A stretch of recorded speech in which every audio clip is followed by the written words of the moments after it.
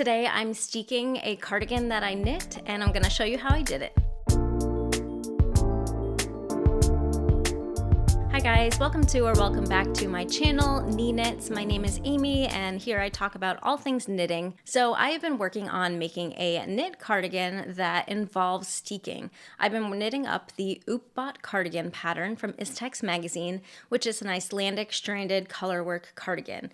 It's knit bottom up and it's knit in the round, which means to make it a cardigan at the end, I have to steek it. If you're unfamiliar with steeking, steeking is a term in the knitting world, which is when you intentionally cut through your knitting to create an opening. In the case of a cardigan, if you're knitting it in the round, you have like a sweater, a pullover sweater, and if you want to make it into a cardigan, you'll cut it down the middle front to open it up and give it that cardigan shape. There are also other applications of steeking, but today I'm going to show you how I steeked my cardigan. Steeking is most commonly used in colorwork patterns because colorwork is a lot easier to knit in the round. It gives you a better tension and it's easier to manage your floats, so a lot of designs that involve stranded colorwork are knit in the round.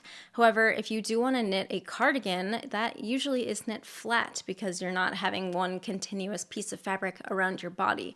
So when you want to combine something like a cardigan and colorwork, in comes steeking. Steeking gives you that intentional cut line to create that desired garment shape. So for today's project, I'm going to show you how I turn my sweater, I'm calling it a sweater while it's knit in the round, into a cardigan, something that opens up in the front. I've never steeked anything before. I feel like steeking is a little scary, a little exciting, and it's talked about sometimes in the knitting world. I feel like I haven't seen it though very often. So I wanted to document my whole process and share with you guys how I steeked my cardigan, how it went, and then reflect with you guys some final thoughts on how it went. As with any craft, and especially in the knitting world, there are a ton of different ways to do one thing. So my video today is going to show you how I did the steeking process. I'm not saying that this is the one way to steek. This is just how I did my project today. The directions that I am following, or the steps that I'm following, come from both what my pattern wrote and also what I learned from my knitting class, because I did do this project as part of a knitting class at my local yarn store. The steek that I'm doing today does include a sewn reinforcement, so I'll be pulling out my sewing machine and showing you guys that part as well. And I'm going to show you guys obviously every step that I do, and then we're going to come back together at the end and I'm going to share my reflections on how I think it went. So without further ado, let's get into it. Alright, so this is the sweater, post-blocking. Obviously it's finished being knit. I'm just showing it off here so you guys can see it in its original form as one piece, showing off the color work there. And let's take a closer look. You guys can see that there are 2 purl stitches going down the front center of the sweater. This was written in the pattern, so I knit those as the pattern wrote them. And let's flip the sweater inside out so you guys can see the other side. And you can clearly see those 2 purl stitches on the flip side are 2 knit stitches. And those 2 knit stitch columns are going to be a very clear guide as to where to put our sewn reinforcement and also where to cut. Don't mind all the ends. I'm going to talk about those in just a second. So prior to blocking, I did tuck in all of these ends that were a result of the color work into the opposite side of the fabric. It's just a single sort of tuck. I wouldn't say I'm really weaving in these ends. I'm just bringing them across that knit column, as you can see here. And that is going to allow those ends to be sewn over with the sewn reinforcement and therefore lock those ends in place. So I just brought them to the opposite side of whatever side they were on, and I did that down the whole length of the sweater. Alright, let's get to the good stuff. Time to drag out my sewing machine. I had to cut this clip a lot because I really struggled to get this down from the closet, but at the end we were successful. This is a pretty basic sewing machine. I don't really know a whole lot about sewing. This is a Singer Tradition. Got it at Joann, and I think that's about all I can say about this machine. It does your very basic sewing stitches. I picked out some navy blue thread. I thought that was a good enough match for the sweater, and then loaded up the machine.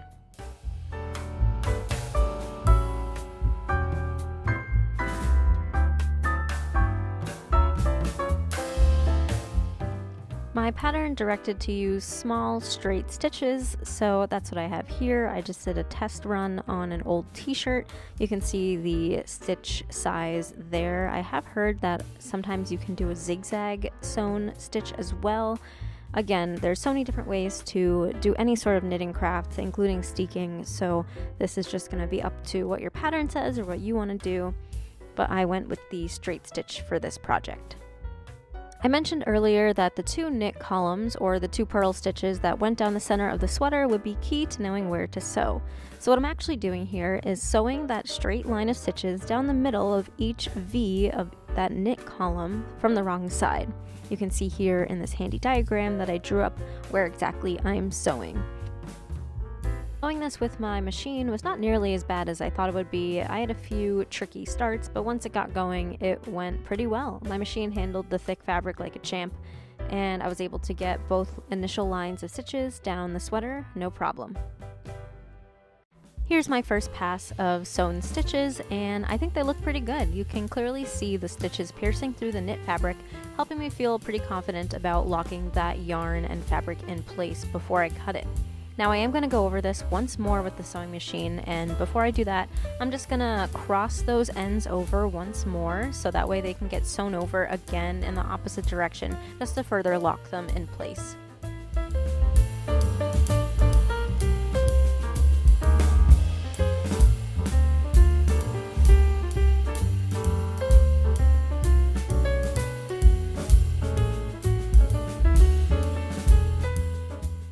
Here's another close-up after the second pass of sewn stitches. You can clearly see them. I think I did a pretty good job at staying in the middle of each of those knit columns. Obviously, it wasn't perfect in some places, but that is okay because we did it twice. And I think that's enough to lock them all in.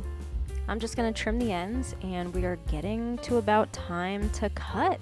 How exciting! In preparation to cut, we have flipped back to the right side out, and you can see again the sewn stitches going down those purl columns. You can see here I made sure to do a lot of extra stitches at the ends just to be triple sure that this was all gonna stay in place. My scissors are eagerly in hand, and let's talk about where exactly I'll be cutting. So I have the 2 sewn lines, and I'm going to be cutting right in the middle of those 2 sewn lines, which also happens to be right in the middle of the 2 knit stitches down that column. So it's a pretty clear visual for where I'm going to cut. I feel like we gotta change the music for the cut. Here we go!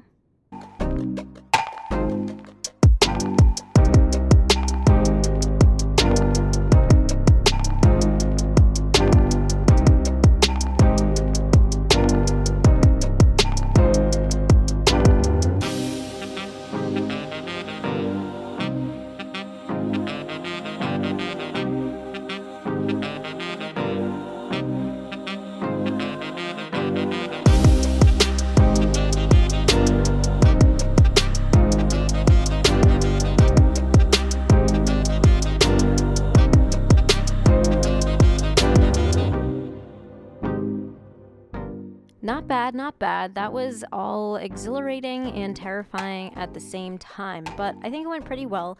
I was really cognizant of making sure I was not accidentally cutting into the back of the sweater, but now we have a sweater that opens, and I think I can now call this a cardigan. Let's take a look at the cut line up close. You can see where I cut all those little ends, but they are held secure by that sewn reinforcement. I'm giving it a little tug right here, and you can see it feels pretty secure. Obviously, if you rip at it, it'll probably come apart, but we're not done yet. We're going to do some more things to help protect this edge. We knit, we sewed, and believe it or not, it's time to crochet. So my pattern asks to create a single crochet along that cut edge. That is to sort of hide all those cut ends of yarn and also protect that sewn reinforcement and give it a little bit more protection from coming undone as well. So you can see I already started here. I am using Lettlopi, which is the worsted weight version of the Lopi yarn. Remember, this cardigan is knit in Alafas Lopi, which is a bulky weight yarn. The Lettlopi is just a little bit thinner, which is helping the crochet edge to be just not as bulky. I think if you were doing maybe like a fingering weight steek, you might not need to size down with yarn. This was just a personal choice. So I'm just showing you the crochet here. I already had it started, but I'm just going into right below where that sewn line is, right below the sewing thread, and single crocheting along the entire edge.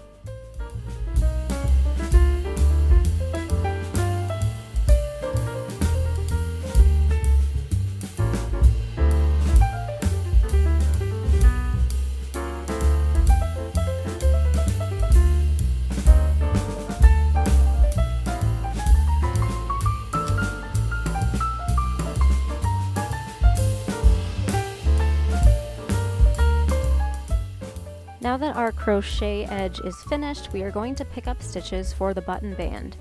Now, I want to pick up stitches right in the middle of that very edge stitch, just to create a very clean line, and I also don't want to pick up stitches into the actual steek reinforcement because that button band is going to put a lot of tension on it, and I just don't feel comfortable with all that tension on all the cut ends. So you can see here that I'm picking up stitches right in that first column of stitches. Remember, I do knit left-handed, so this might look backwards to you if you are a right-handed knitter, but this is just the direction that I knit in to make sure that the edge gets pushed backwards for the pickup. Once all the stitches are picked up, I'm just going to knit my button band as directed by the pattern.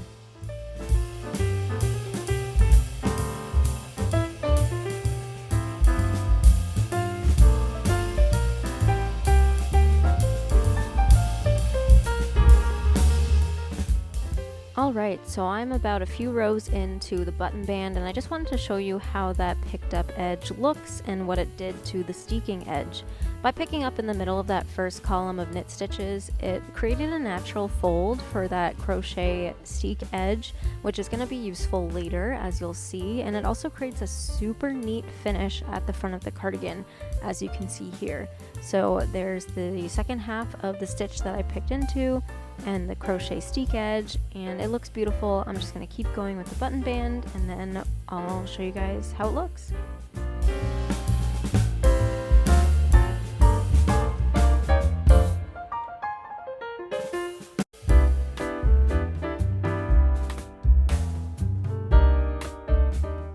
The button bands are now completed, and this is looking more like a cardigan than ever before. So yeah, the button bands I just knit to pattern, and we do need to still finish off that inner edge. You can see as I knit the button band that the inner edge is just sort of floating there. It's a little wrinkled, it's definitely poking out and in the way, so we're gonna tack that down. With a tapestry needle and the Lettlopi that I used earlier for the single crochet, I'm just going to do a basic whip stitch across that floating sort of ribbony edge to sort of tack it down to the inner panel of the cardigan. Nothing too fancy here, just making sure that my whip stitch doesn't poke through to the front of the cardigan, and that will create a much flatter edge for the fabric.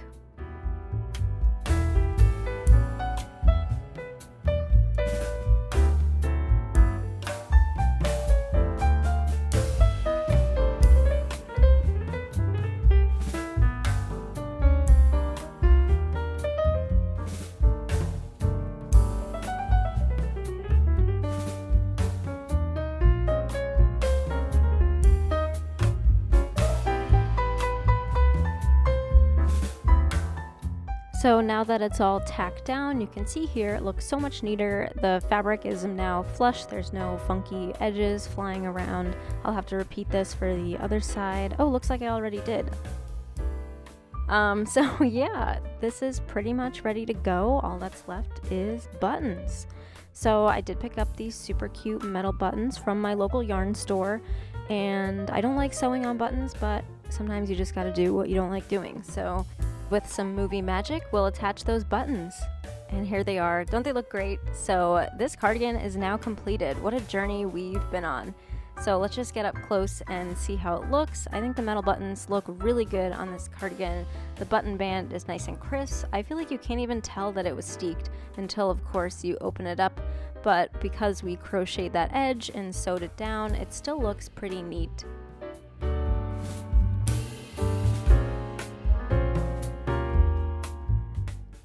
I I thought the first try-on of this cardigan deserved some real pants instead of sweatpants, so I put on my nice jeans, and let's try on this cardigan for the first time.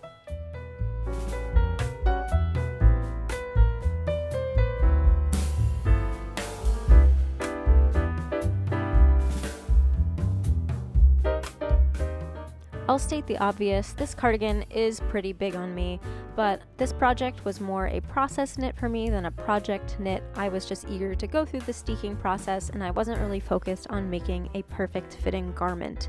With that in mind, I'm really happy with the end result and really excited that the steeking process went well.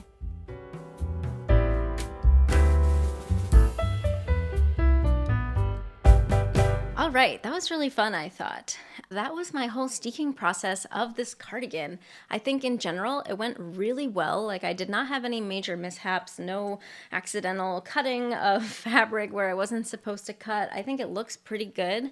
Again, I'll just show you guys here. Like, it looks like a fully finished cardigan. I feel like you can't tell that it looks steeked. I'm really happy with the finished result, specifically with the steek. I'm not going to talk about how the cardigan itself is just a little too big on me. That I will save for my podcast episodes because today's video is just about the steeking. So some thoughts on the whole process from me is that, yeah, it was a really long process. It took me a few days. You could see there were a lot of steps, a lot of different materials and equipment needed. In general, I would not go out of my way to steek something again. I'm not going to go on Ravelry and start searching up patterns that involve steeking.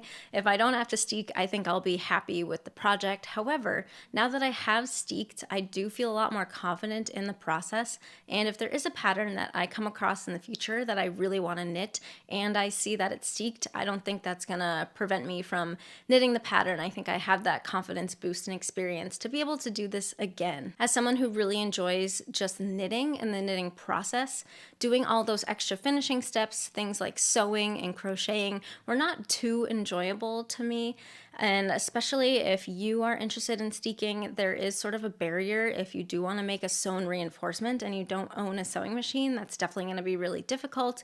If you want to do that crochet edge to sort of clean up that cut end and you don't know how to crochet, that's also a barrier. So there is a lot involved, and I hope this video showed you all the different things that are involved with steeking and maybe convinced you that you'd be willing to try it now that you've seen me do it, or maybe it showed you that you don't ever want to do that and you're going to stay away from patterns that involve steeking. I do think this was a big step in my knitting journey. I'm glad to have checked this off the list of things that I've done, but again, like I said before, I probably won't be doing this anytime soon again. So let me know if you guys have steeked something. I'm curious to hear your experiences. If you did something similar to my process or something different, I'd love to hear down below in the comments. If you want to hear more about this sweater overall, the whole process of things, not just the steeking, but like the fit, how I enjoyed actually knitting the Icelandic stranded colorwork, feel free to tune into my podcast episodes. They come out just about every 2 weeks here on this channel on YouTube. Thank you guys for watching. I'll see you guys in the next one. Bye.